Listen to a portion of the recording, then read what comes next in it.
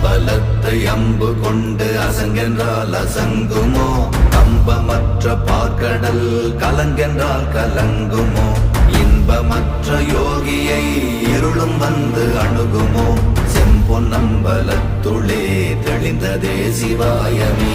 ஓம் நமச்சிவாய ஓம் ஓம் நமச்சிவாய ஓம் நமச்சிவாய ஓம் ஓம் நமச்சிவாய ஓம் நமச்சிவாய ஓம் ஓம் நமச்சிவாய